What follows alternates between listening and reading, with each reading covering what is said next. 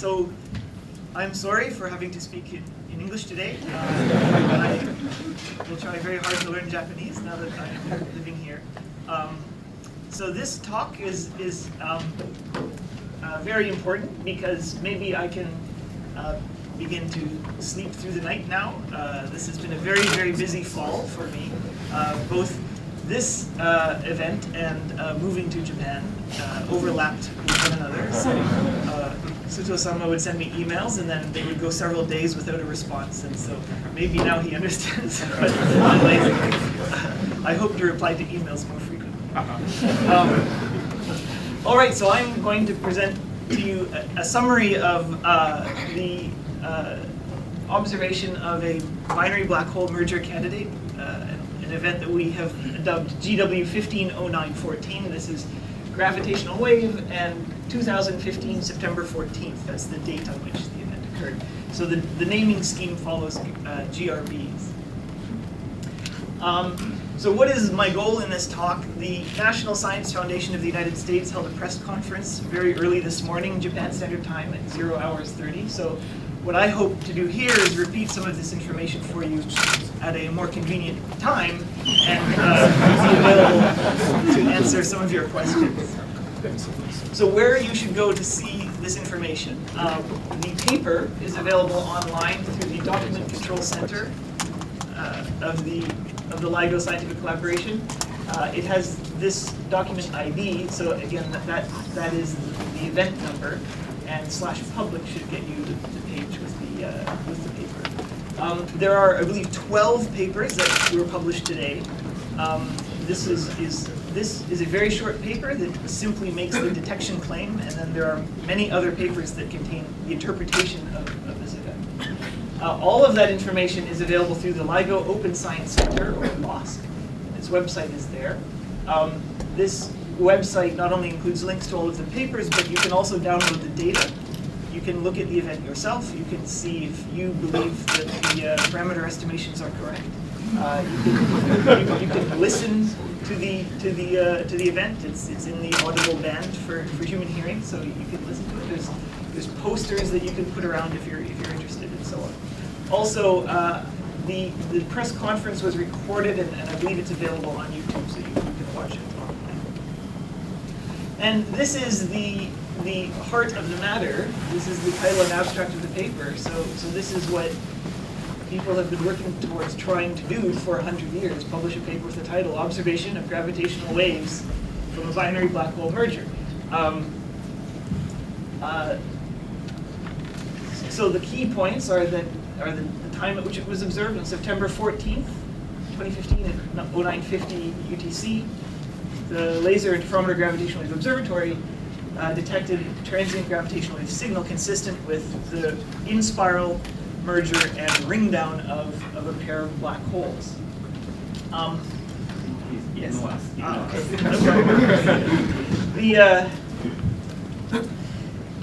So it was observed with a matched filter signal-to-noise ratio of 24. So if you have been following this field, you will know that that's an extraordinarily high number. I will talk a little bit about this later, but the false alarm rate is estimated to be less than 1 in 200,000 years. We do not know the false alarm rate. The event is too significant to measure the false alarm rate accurately. It's fairly far away. It lies at a luminosity distance, so this is a distance inferred from the brightness of the source, about 410 megaparsecs, so 1.3 billion light years. That's at a redshift of close to 0.1, which means that the signal that we have received here at Earth has been appreciably redshifted, which means that the parameters we would infer from the system, based on the waves that we have observed here at Earth, are actually a little different from what parameters the source really had. So we have to make a distinction between the source frame and the Earth frame when talking about the parameters of the source. So in the source frame, the initial black hole masses are believed to be 36 solar masses and 29 solar masses respectively, and the final black hole mass is 62 solar masses. And if you add that up, you find that 3 solar masses have disappeared from the system. So 3 solar masses of energy were radiated into gravitational waves in about half a second. So the flux at the peak corresponds to about 200 solar masses per second being radiated by the system, which is an extremely bright source. All of these plus minuses are 90% credible intervals. So let's jump right in. A little bit of the history of how we got here. Now, in order to fit this whole talk into the time that's available, I have to skip over a lot of the preliminaries about what is a gravitational wave and how do we detect them. So I'm just going to give a bit of the history. So in 1915, Albert Einstein proposed a Lorentz invariant theory of gravity, which proposes that gravity is the observed consequence of the dynamic curvature of space-time. And we call this theory general relativity. At the very, very same time, Carl Schwarzschild published the first solution to the general relativity field equations, the solution that we now know to describe a black hole, although it took a while to figure out what the solution described. The next year, Albert Einstein published a wave solution in the weak field limit of general relativity. And that's the the first description of gravitational waves in general relativity.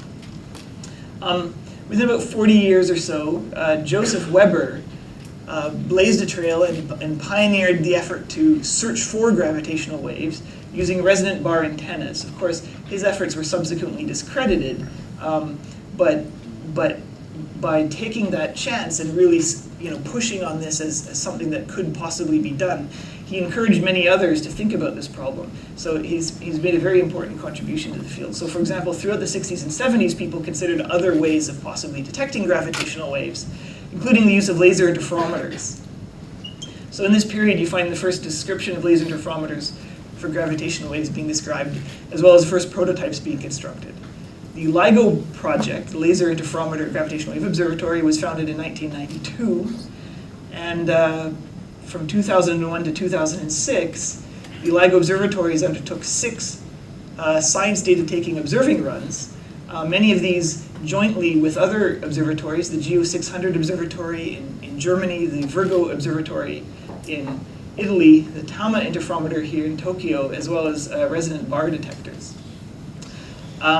During this period, other gravitational wave detection efforts have been undertaken. Attempts to find evidence of gravitational waves from the collisions of supermassive black holes at the centers of galaxies has been undertaken with using pulsars, precision timing of pulsars. Also, evidence for gravitational waves imprinted in the polarization of the CMB has been searched for. Of course, all of these efforts failed and have begun to create a sense of fear that there might be something we don't understand about what's going on. That maybe something about sources or general relativity is wrong, and this might all be impossible. Well, happily, in September of 2015, Advanced LIGO's, this is the next generation of LIGO interferometer. Advanced LIGO interferometers began their first observing run, and essentially immediately upon being turned on, detected a signal. And this month, which is 1916 plus 100 years, these results have been published. So what was happening? So this is a little bit of the human story behind it. Early September was still what we were calling our engineering run. So the detectors were still being worked on, the analysis codes were still being worked on, and we were in the final stages of a shakedown of all of these systems before entering what we would call science data taking, in which people step back, do not touch the interferometer, do not touch the analysis codes, and just let it go undisturbed.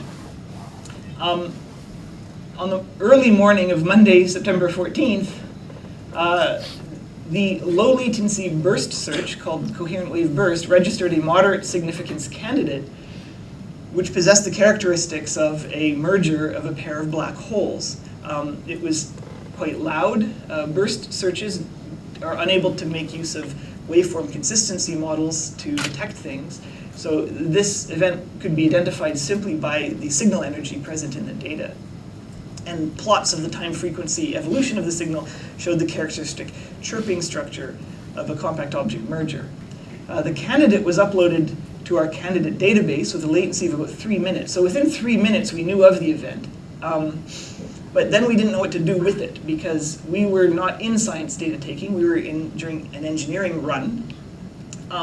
Also, 2 low-latency compact object searches were running at the time, and neither of them identified the candidate. This was due to a decision to restrict the scope of these searches to just low-mass systems involving at least 1 neutron star. The objective here was to focus on systems capable of producing an electromagnetic flash that could possibly be detected with an electromagnetic telescope.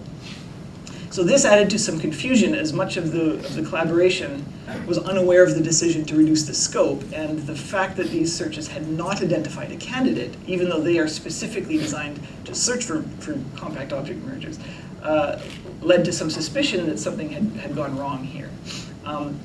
So it took 2 days, but on Wednesday, September 16th at about 1700 UTC, we finally decided to send a notice out to the telescope partners that had signed MOUs with us, letting them know of this candidate.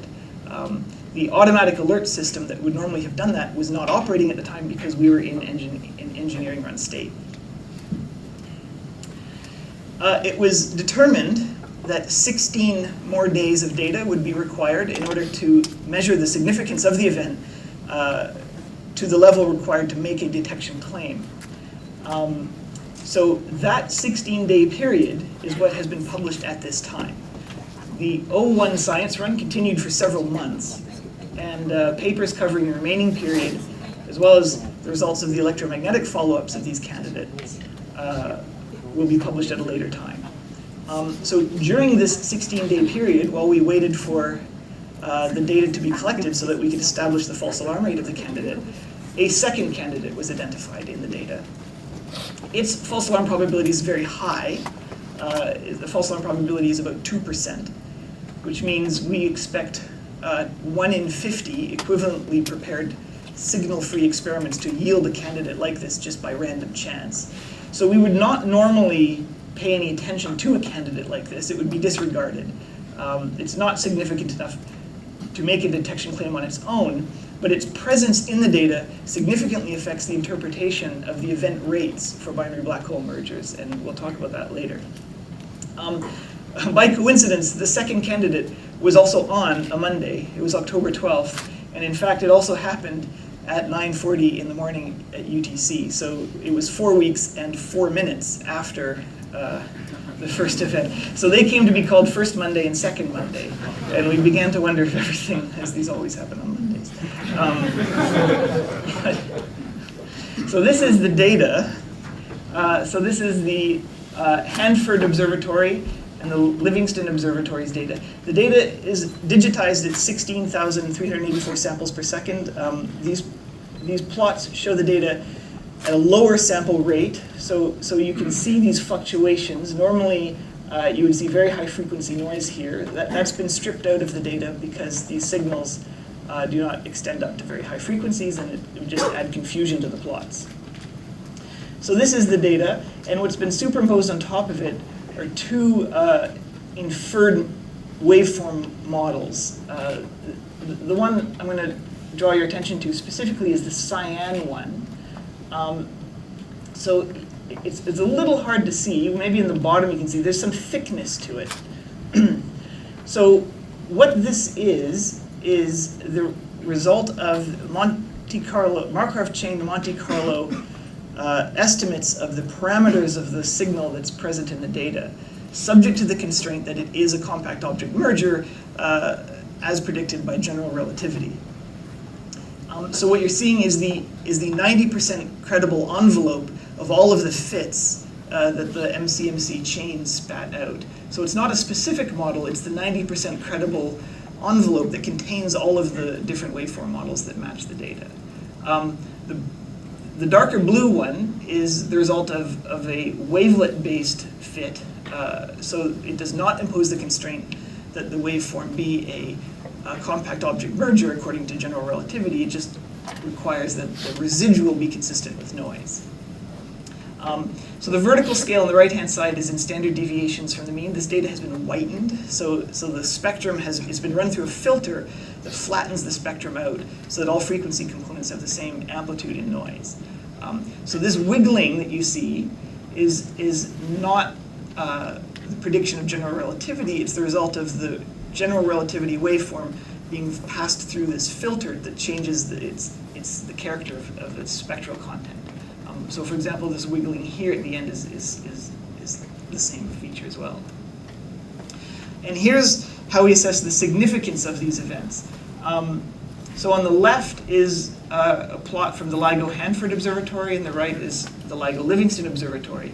The horizontal axis in these plots is the signal-to-noise ratio of candidates that come out of the detector, and the vertical scale is a measure of the residual magnitude after a signal has been subtracted from the data.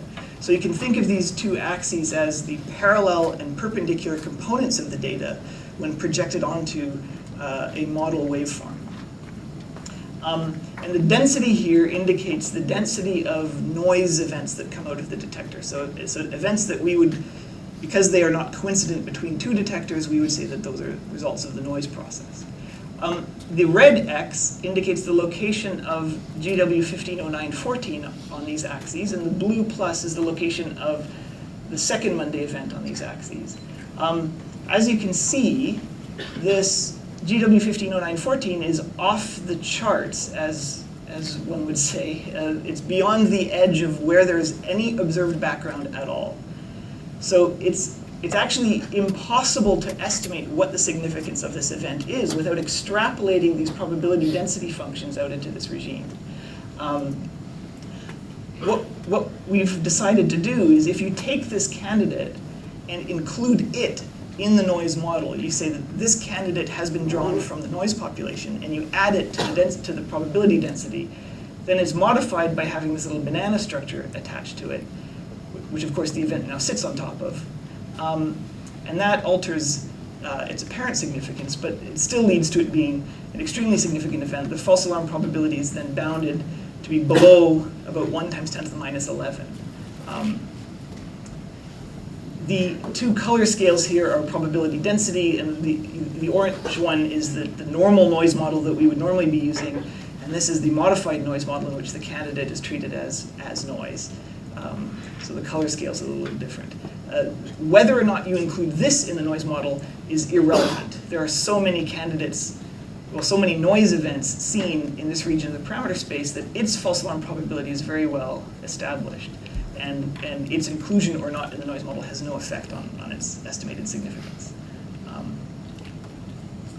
Another way to represent this information is in terms of the number of events you expect from a noise process as a function of the ranking statistic value. So this is the quantity that's used to rank events from best to worst. 2 independent compact object searches were used to assess the significance of the event. These are independently developed analysis codes. Some of the code is shared. For example, the waveform models are shared between the 2 pipelines, but how they filter the data and how they assess the significance of candidates are different. So we have the number of events you expect, and it has been binned by ranking statistic value. And there are 2 curves corresponding to the 2 different noise models. So the one that falls down sharply is a noise model, the standard noise model, and this is how the noise model is modified if you include the candidate in the noise process. And of course, here's the candidate, and in this case, it's still off the edge of the measured background. And here, this curve extends down to 10⁻11, where it then is below that point. And that's then the false alarm probability from this pipeline. And the color bars across the top give you the statistical significance of these ranking statistics translated into sigma in an equivalent Gaussian process. And we have set as a benchmark for ourselves 5 sigma being required for a detection claim. And in both cases, the accuracy of these noise models is not really very important. The candidate is well beyond that point in both cases.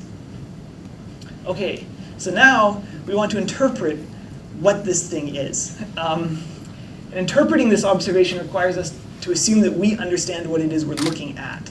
And so I've got this funny picture of a cat found. I am from Canada, so I know what this animal is. It's a raccoon.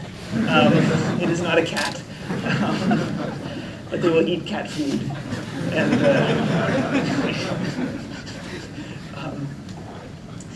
These posters are jokes. If you look at you can find many of them on the internet, and people post pictures of badgers and strange animals, claiming to have found someone's cat. So if our assumptions about what it is we are looking at are incorrect, then what we infer from our observations will also be incorrect.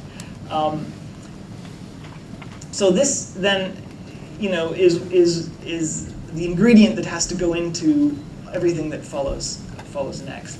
To try to assess how valid these assumptions are, we use two different phenomenological waveform models, both of which have been calibrated to numerical relativity simulations in order to infer the source's properties. We also look for evidence of a departure from general relativity in order to, try to constrain general relativity, but also assess the validity of this assumption. Okay, so first, here we have the names of the two waveform models. If you look at them up in the literature, you'll see IMR phenomenon. So this is in-spiral merger ring-down phenomenological waveform, and this is the effective one-body tuned to numerical relativity waveform model. This is a purely phenomenological model. It's a piecewise waveform model in the frequency domain. It has a whole bunch of free parameters that set the amplitude and slopes of various pieces of the function in the frequency domain. And those parameters get tuned so that it yields waveforms that are good fits for numerical relativity simulations. EOBNR is a model that's derived from analyses of general relativity itself, and it's left with a number of parameters, most of which can be set theoretically, but then some are left free and tuned by fitting them to numerical relativity. There's some debate over whether the process should be described as fitting or calibrating, but that nevertheless, both of them are known to match numerical relativity simulations of binary black hole mergers very, very well. The reason we need to use these is that it's not possible to do numerical relativity simulations in the quantity required to do MCMC parameter estimation of the event. So you can do a small number of numerical relativity simulations and then construct these phenomenological models that reproduce those simulations but also allow you to construct waveforms at other points in the parameter space.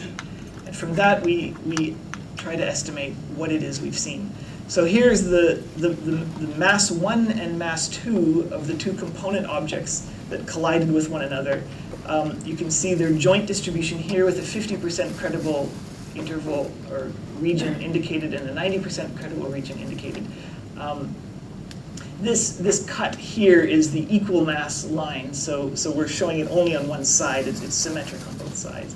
And if you project it down onto individual axes, you can see the posterior PDFs shown, as well as the 90% credible intervals for the individual parameters. So as usual, we are not able to constrain either of the masses individually as well as we can constrain this combination of them called the chirp mass. So this direction here is the chirp mass direction, and that's much better constrained than either of the masses individually. So immediately, these are the highest masses known for stellar mass black holes. So right away, there's a discovery that stellar mass black holes exist in this range. This is the sky location. Now this plot, it keeps flipping inside out for me. I can't, so this is the sky as viewed from Earth, I'm certain. And this is the 90% credible region and the 50% credible region, again, these contours here. So it's actually a huge region of the sky. The 90% credible region is a little bit less than 600 square degrees. So the whole sky is about 40,000 square degrees.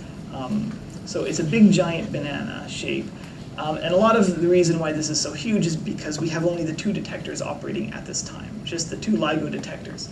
So what you're seeing here is really just a ring on the sky that corresponds to the time delay that was observed between the two antennas, but modulated by their beam patterns. So the antennas do not have isotropic sensitivity. They're more sensitive in some directions than others. And that implies that the source would have been in one of the directions where they were sensitive, and that combination ends up clipping this to the various regions here. This is the distance to the source, and it's degenerate with the inclination of the orbital plane to the Earth. So if the amplitude of the gravitational radiation that comes out of the merger is brightest along the orbital axis, and it's not as bright along the equatorial plane, the orbital plane of the system. So if the system was face-on and beaming the radiation towards us, then the amplitude of the radiation here at Earth implies that it would have been further away. If it was misaligned and beaming the radiation preferentially somewhere else, then it would have had to be closer to Earth. So there's this degeneracy between the orbit inclination and the distance to the source. And this distribution favors nearly face-on. So the system is believed to have basically blasted the radiation directly towards Earth, which is what was expected for a first detection. We were expecting the first thing we would see would be a favorably oriented system that was beaming the radiation towards us to make it bright. So this is not unexpected. This is the posterior probability density for the spins of the two black holes that merged. So the black holes have a angular momentum component, and the plot has funny coordinates. So the radius is the magnitude of the spin in dimensionless units. So 0 is no spin, and 1 would be a maximally spinning black hole. And this angle, 0 through 180, is the angle between the spin and the orbital axis of the system. And in these units, the prior probability density was uniform. So what you're seeing from the posterior is that the primary object, the heavier mass one, M1, is not maximally spinning. So the heavier mass object was not a maximally spinning black hole to begin with, which is one of the things that was not known about black holes. It was thought that perhaps higher mass black holes are always nearly maximally spinning because they're the result of mergers of many smaller ones that result in winding up the black hole and giving it a very high spin. So this is an interesting result. This is the posterior probability density for the configuration of the final black hole that results from their collision. You have the mass of the final hole and its spin.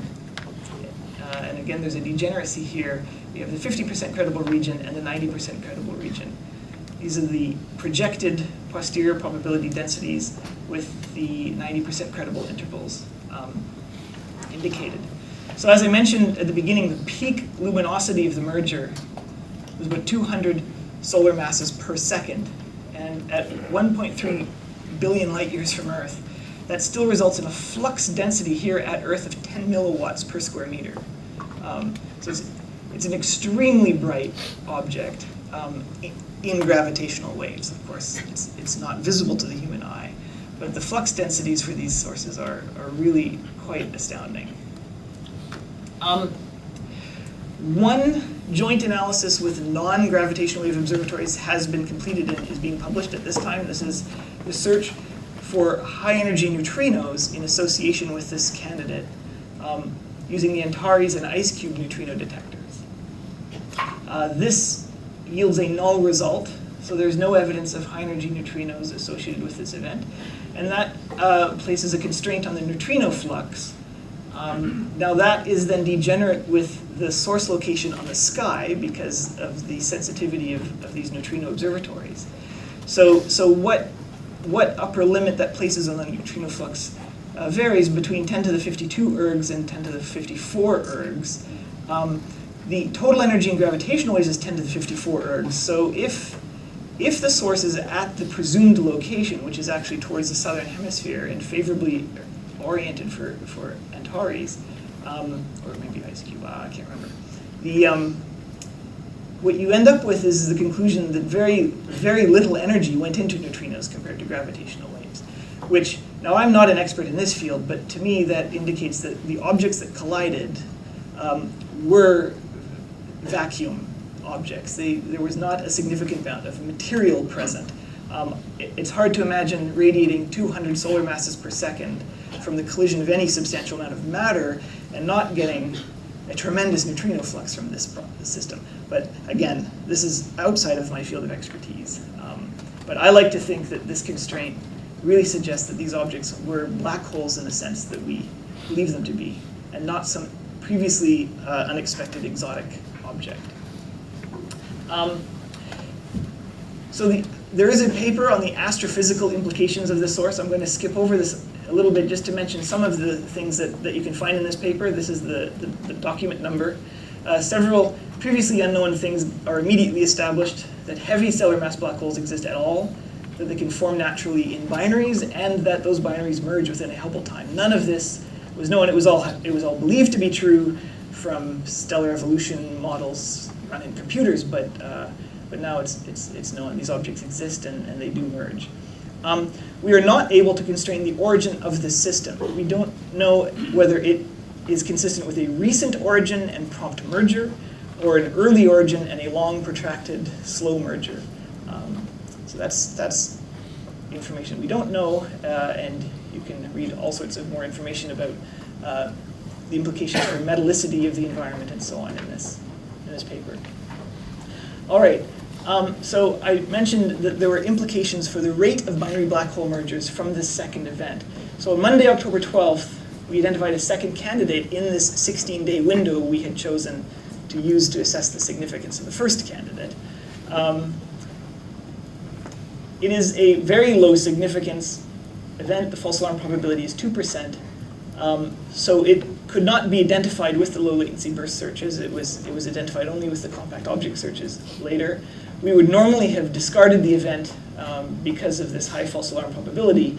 But if we now believe ourselves to be living in a world where we have built gravitational wave detectors and sources exist in sufficient numbers and with sufficient brightness for us to be detecting them regularly, then it is more correct to interpret an object with this false alarm probability as a signal, not as noise.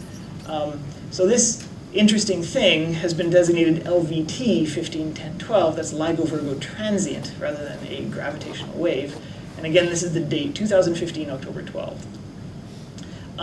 The presence of this candidate in the data has a significant impact on the number of signals that we believe to be present in the data. So in particular, we obtain a median with 90% credible interval of 4.8, and then with this range, so as minus 3.8 to plus 7.9 signals per 16-day experiment. And in this case, a signal means something that would have entered the observatory telescope, been digitized, and passed the cuts in the detection pipeline. Not necessarily something that we would consider to be statistically significant. Of course, there are only the two candidates that we can point to and say, this one is very significant, this other one is interesting. But a statistical analysis of all of the candidates collected as a whole suggests that there are approximately 5 signals in that data set, although we cannot point to any of the other ones specifically. They're just, their presence is inferred from the properties of the population as a whole. But this number would be more or less 1 without this second event hit. So this has a very large impact on the event rate. Translating signals per experiment to signals per cubic gigaparsec per year is tricky, and I won't get into the details of how that's done. I'll just say that the blue curves are the posterior probability densities for the event rates in mergers per cubic gigaparsec per year from those 2 compact object detection pipelines I mentioned earlier. The dashed line is from a pipeline referred to as GST-LAL, and the solid line is from a pipeline referred to as PyCBC. GST-LAL was measured to have a 60% larger volume times time sensitivity than the PyCBC pipeline in this experiment. And the posterior on the signal count is correspondingly higher when you analyze the candidate set from the GST-LAL pipeline. So the result is the 2 pipelines yield almost identical posterior PDFs for the merger rate in binary black holes per cubic gigaparsec per year. So this is very comforting to us that all of this statistics is hanging together. So we can also begin to constrain general relativity with this observation. And there's a paper here, LIGO P1500213. This is a paper that I think I'm possibly most interested in myself personally. So the parameters of the remnant black hole can be inferred by two separate procedures. You can look at the in-spiral phase of the waveform and use that to infer the masses of the two objects that are colliding. And from that, use general relativity to predict what the final black hole mass will be. You can also look at the ring down part of the waveform, try to measure the fundamental mode of that ring down, and use that to infer what mass that black hole has. These two techniques yield these two posterior PDFs, so the final mass and the final spin. So the ring down analysis only gives you this posterior, this contour for the posterior, and the in-spiral only phase gives you this contour. Analyzing the entire thing together gives you this contour. So the in-spiral phase and the ring down phase of the waveform are both consistent with a single coherent system as predicted by general relativity. Now both of these analyses require you to assume that general relativity is correct, but they are derived from separate disjoint pieces of data, and so they provide an opportunity for the two analyses to yield a disagreement or some tension, and there is not evidence for that tension at this time. It's very hard to see this plot, I think, at the back, but this is another way of representing this information. So this is the departure. It's the difference between the two estimates for the spin and the two estimates for the final mass jointly. Now the reason they're correlated is because this analysis also considers calibration uncertainty in the detector. So there's an unknown frequency response to the detector that has, it's been measured to some extent, but there's some uncertainty in it. And so that has to be included in the interpretation of these results, and it leads to a correlation between these two differences. So 0 corresponds to exact agreement between the two estimates, which would imply that general relativity is correctly predicting the behavior of the system. The peak of this posterior PDF is actually off a little bit, and you might think that this plus is getting very close to the 90% confidence or credible boundary. But there are some constraints that prevent this from going this direction. So this is consistent with general relativity, but there's some interesting things to look at here. So now general relativity is a very complicated theory. The waves are not they're not linear like electromagnetism. The waves are nonlinear. As they are radiated out of the system, they can scatter off the curvature of the background potential. They can scatter off each other. So the final radiation that gets emitted from the system can potentially carry information about all of these processes that occurred, as well as information about the coupling of the black hole spins to one another and to the orbital angular momentum. Unfortunately, at this time, we lack the ability to directly connect our observations to the field equations of GR. This is an open area of research. What we can do is take those phenomenological waveform models I mentioned before, for example, the IMR phenom waveform model, which consists of just a piecewise approximation of the waveform in the frequency domain with a whole pile of free parameters that are fit to general relativity. We can take that and just allow the parameters to vary and use that to model departures from general relativity. And we can set posterior probability density functions on the departures from GR. And you get a result like this. It's kind of hard to see, but these are the names of all of the parameters in the model. From left to right, they correspond to the low frequency through high frequency parts of the waveform. So the early in-spiral through to the late ring down phase. what's being plotted is the departure from the GR value, the general relativity value. So 0 on all of these scales corresponds to general relativity. The only one of these parameters that can be constrained with any other observations is this leftmost one. And it can be constrained with observations of the double pulsar J0737-3039. And the tiny little black marker indicates the constraint that system places on this parameter. So that system places a very tight constraint on this parameter, but it places no meaningful constraints on anything else here. So it outperforms this observation for this parameter, but the rest of these parameters are constrained for the first time by this observation. Now there are two posterior probability densities indicated. The red is if you allow just that one parameter to vary and force all the rest to agree with the GR values. The cyan is the PDF you get if you allow all of the parameters to vary simultaneously. So you can see if you do that, many of them are actually very poorly constrained. The ring down, the ones that correspond to the ring down are actually quite well constrained. And also you might feel that there's some tension here with you, so that again the 90% credible intervals seem to all be just pushed away from the GR values a little bit. But again, these are, there are correlations. You can't really interpret too much here. Really you have to look at the cyan ones, and you can see that very little can be inferred about these parameters at this time. We can also put a constraint on the graviton mass. Now, if the carrier of gravity is not massless, if it propagates at a speed less than c, then general relativity acquires a Yukawa-type correction to the Newtonian potential.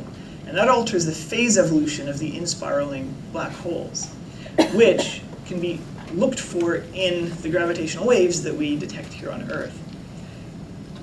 So you parameterize this modified potential with the Compton wavelength of the graviton. So what we're doing specifically is looking for evidence that the Compton wavelength of the graviton is finite, not infinite.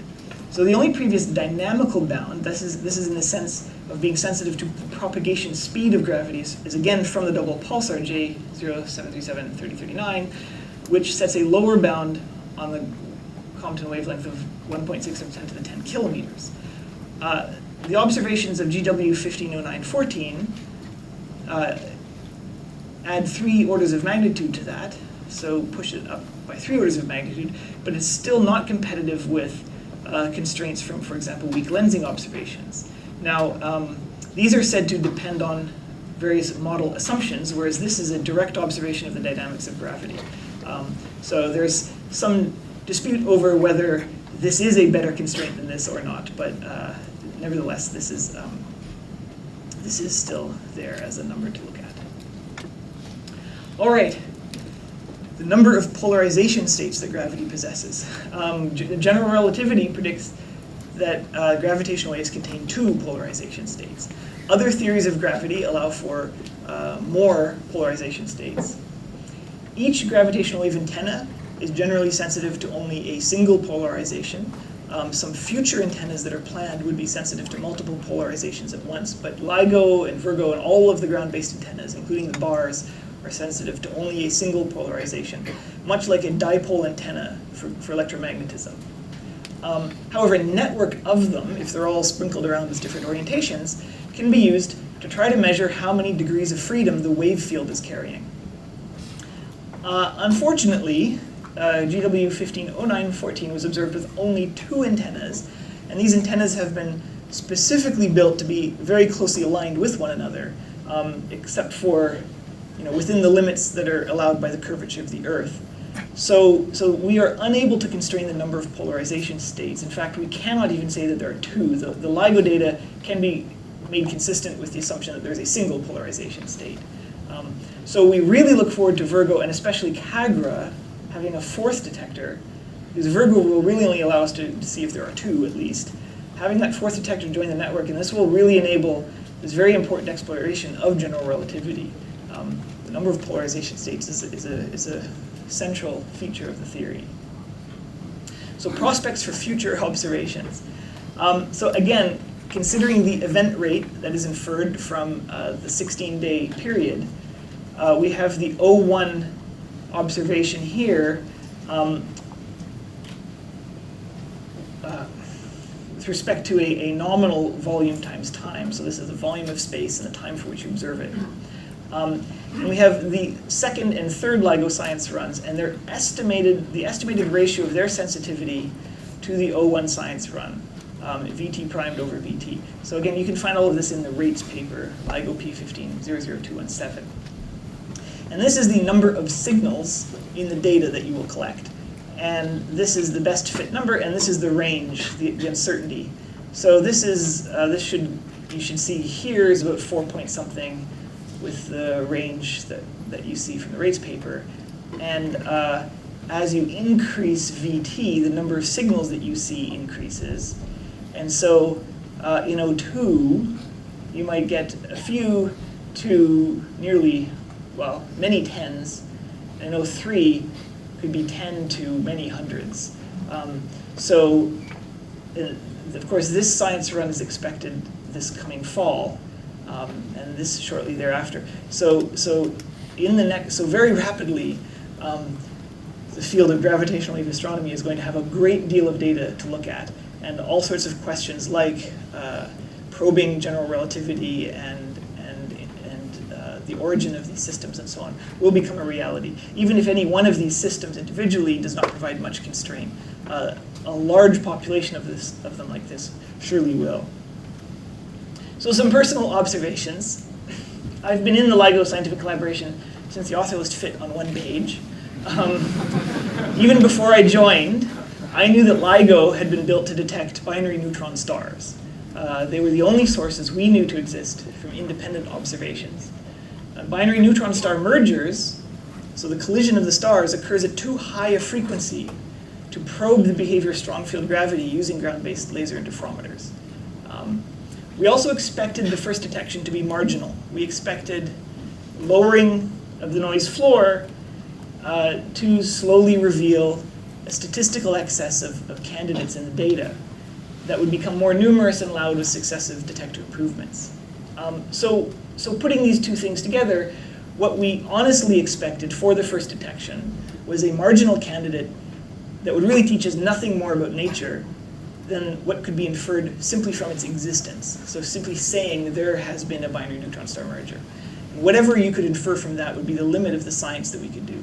So instead what we have is really mind-boggling. With just half a second of data, we have established for the first time the validity of GR, the strong field regime, and the feasibility of gravitational wave astronomy in general. So, what I have not talked about today, there's much, much more in these papers, and I'm just running out of time. There's a whole paper on the implications of the binary black hole merger rate on the spectrum of amplitude of the stochastic gravitational wave background. I've not really mentioned at all the burst search efforts that initially identified the candidate. Also the heroic efforts of the instrument scientists who conceived of and operated the detectors for the O1 science run, and what work has gone into achieving the sensitivity that has made this possible, and what is planned for the next science run. Also, of course, as I've said, the rest of O1. The results here are from the first 16 days. We have several months in the can. And of course, O2 starts later this summer. So it doesn't take much imagination to extrapolate. So I recommend that you hold on to your hats. Thank you.